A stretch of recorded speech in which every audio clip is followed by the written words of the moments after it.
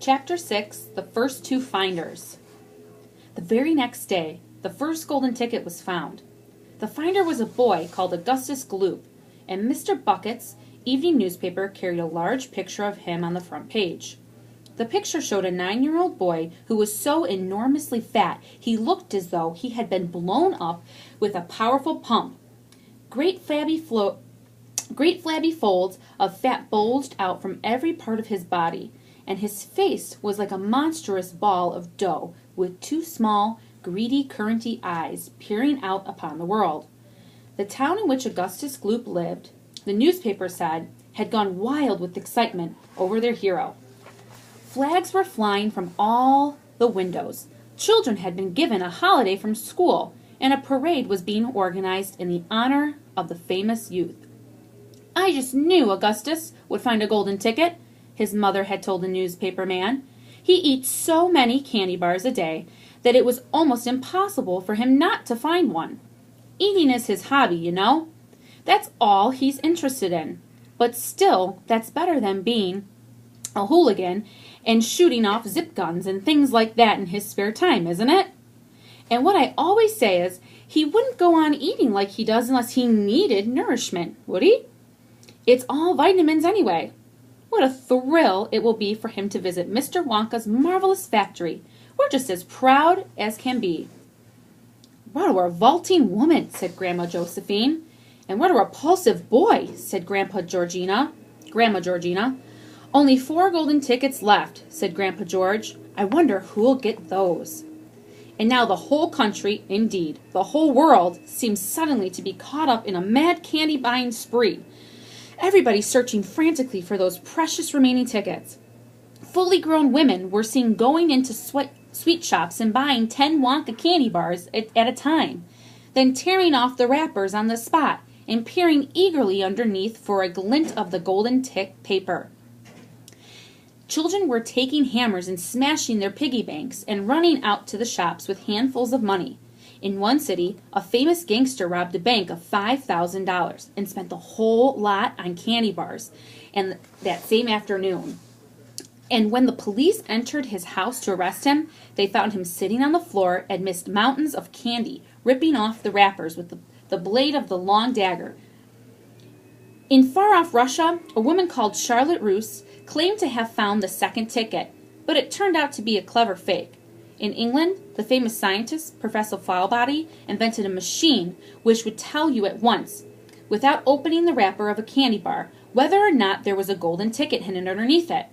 The machine had a mechanical arm that shot out with tremendous force and grabbed hold of anything that had the slightest bit of gold inside it.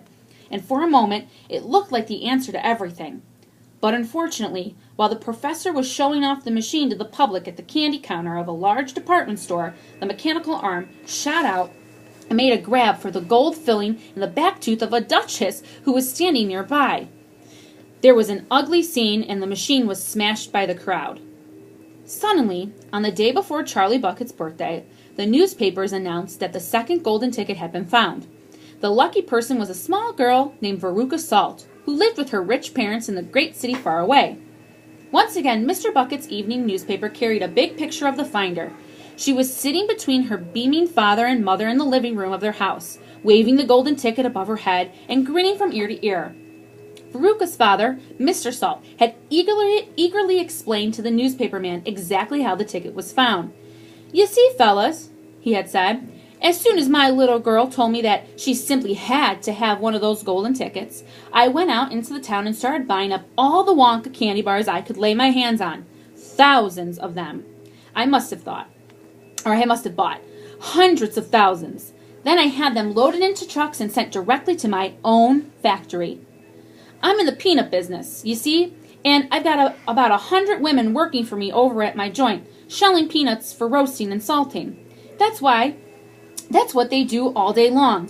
Those women, they sit there shelling peanuts. So I says to them, 'Okay, girls,' I says, 'from now on, you can stop shelling peanuts and start shelling the wrappers off these crazy candy bars instead.' And they did. I had every worker in the place yanking the paper off those bars of chocolate full speed ahead from morning till night. But 3 days went by, and we had no luck. Oh, it was terrible. My little Veruca got more and more upset each day, and every time I went home she would scream at me, "Where's my golden ticket? I want my golden ticket!" And she would lie for hours on the floor, kicking and yelling in the most disturbing way. Well, sir, I just hated to see my little girl feeling unhappy like that, so I vowed I would keep up the search until I got her what she wanted.